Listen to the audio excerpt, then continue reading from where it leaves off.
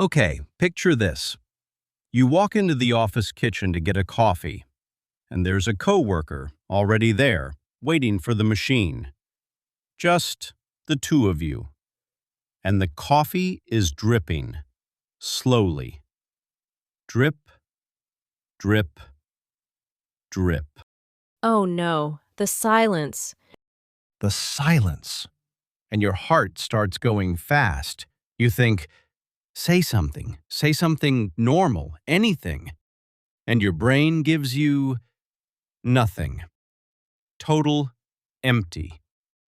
So you just smile, weird, and stare at the coffee like it's the most interesting coffee in the world. Wow, what a fascinating coffee machine. Such a great machine, and those 60 seconds feel like an hour. You're sweating over coffee. It's not even a meeting. It's not your boss. It's just small talk. And it terrifies you. So today, the big question: why does 60 seconds of small talk make us sweat more than a whole presentation? And how do you make it feel easy? Welcome to Spoken English HQ. Let's practice. Real conversations for better English. Hello, and welcome back to Spoken English HQ. I am Luisana. And I am Benjamin. So happy you're here with us today. And Benjamin, I have to say, that coffee machine story? Painfully real. Because here's the funny thing. So many of my students can give a presentation in English. A real presentation. Slides, numbers, the whole thing. But then the meeting ends and someone says, "So, any plans for the weekend?" And they freeze. They completely freeze. Frozen! The big, scary thing.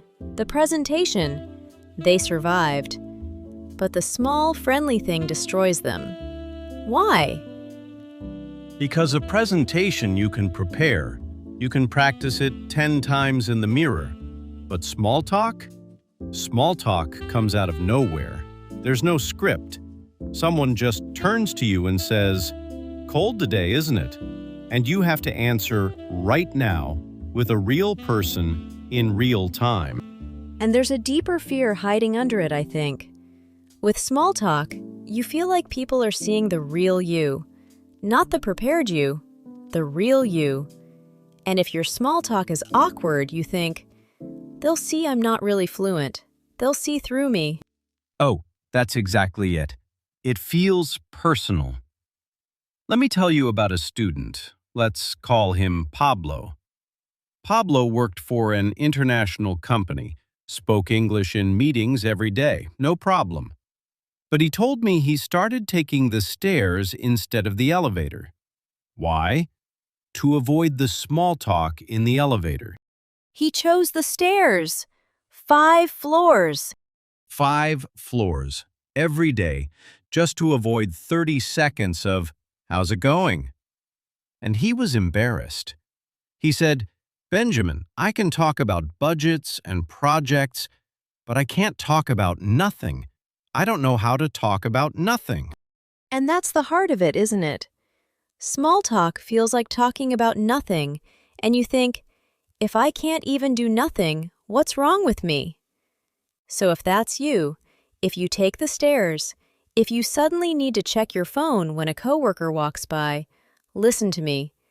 You are not bad at English. Small talk is genuinely hard. And not just for you. It's hard for native speakers too. Native speakers also freeze at the coffee machine. This is not a your English problem. This is a being human problem. It's so true. I'm a native speaker, and I've stood in awkward elevators wishing I could disappear. The difference is just a few small habits, little ready-made phrases, and those you can learn easily. So let's take the shame off the table. You don't freeze because you're slow. You freeze because nobody gave you the little tools yet. Today, we give them to you. Stay with us, because the idea coming next changes how small talk feels forever. So here's our word for today, and it's a B2 word. A little more advanced, but I'll make it super clear. The word is spontaneous. Spontaneous.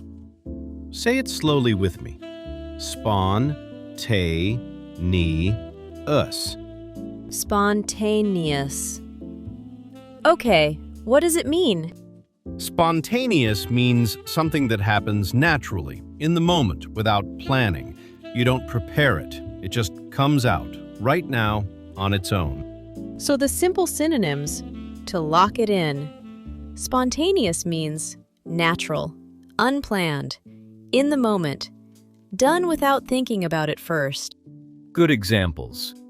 If your friend suddenly says, "Hey, let's get ice cream," that's a spontaneous idea. No plan. It just happened.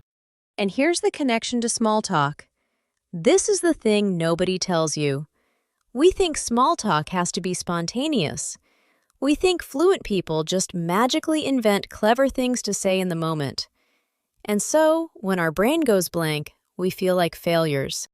But here's the secret, and this is huge. Small talk is not spontaneous. Not even for native speakers. Wait, say that again because it's so important. Small talk only looks spontaneous, but really, it's the same little phrases repeated again and again. How's it going? Busy week, huh? Any plans for the weekend? Crazy weather, right? Native speakers aren't inventing these in the moment. They learned them years ago, and now they just play them, like a song they know by heart. So it looks spontaneous, but it's actually a set of ready phrases. Exactly. It's a magic trick. It looks unplanned, but it's the same 15 phrases over and over in every office, in every elevator, in every country. Oh, that takes so much pressure off. So I don't have to be clever and spontaneous? I just have to learn the phrases everyone already uses? That's it. You don't need to be quick or witty. You need maybe 10 ready phrases in your pocket, and then it feels spontaneous, even though you prepared it. Let me give you a sentence with our word. I could say, I always thought small talk had to be spontaneous, but it's really just practiced phrases. Now you try, at home. Say it. Small talk only looks spontaneous. Out loud, please. Move your mouth. Yes, say it. Because the moment you believe that sentence, the fear gets smaller. And to really see how this works, we need a picture. Our favorite part. Let's go. And this one will make the coffee machine feel friendly again. Okay, here's the picture for today. Imagine a car on a cold winter morning. You turn the key, and what happens? The engine doesn't go fast right away. It coughs a little. It runs rough for a few seconds. It needs to warm up first. And then, smooth. Ready to drive anywhere. And nobody is angry at the car for that. Nobody. We all know a cold engine needs a warm-up. You don't expect to go 100 miles an hour in the first second. Well, small talk is the warm-up for the engine of a conversation. Oh, I like where this is going. Small talk isn't the real drive. It's not supposed to be deep or clever. It's just the warm-up. How are you? Cold today, isn't it? How was your weekend? That's the engine coughing gently, getting warm. And once it's warm, the real conversation can go anywhere. So the mistake is thinking small talk needs to be impressive. It doesn't. It just needs to warm the engine. It's supposed to be light and simple. Exactly. The weather, the weekend, the coffee, these topics are boring on purpose. Boring is safe. Boring is the warm-up. You're not trying to win. You're just turning the key gently. Let me show you with a tiny conversation. Watch how simple a good warm-up is. Luisana, I just walked into the kitchen. You're there. Go. Oh, hey! Busy morning? So busy. I've had 3 meetings already and it's not even 10. Oh, that's a lot. Coffee number 2? Number 3. Honestly. See that? Nothing clever. Nobody said anything brilliant. Busy morning? Coffee number 2? That's it. But the engine is warm now. It feels friendly. It feels human. And notice the secret weapon in there. I just shared one tiny detail. 3 meetings, not even 10. That little detail gives the other person something to grab. Small talk loves a tiny detail. That's such a good tip. Don't just say good or fine. Add one small thing. Good, busy with a project. Now the engine has fuel. Now there's somewhere to go. So here's a practice for you right now. Someone asks, "How was your weekend?" Don't just say good. Say good plus one tiny detail. Good. I finally cleaned my kitchen. Try it out loud. Add one small detail. And it doesn't have to be exciting. I watched a lot of TV. I slept too much. Real life. One small true detail. That's the whole skill. And honestly, the boring details work best.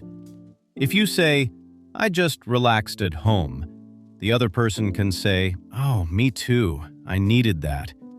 Now you've connected over doing nothing. That's the warm-up doing its job. Yes! You don't need a dramatic weekend. You don't need to climb a mountain. The ordinary stuff is what makes people feel close to you because their weekend was ordinary too. Same boring engine, warming up together.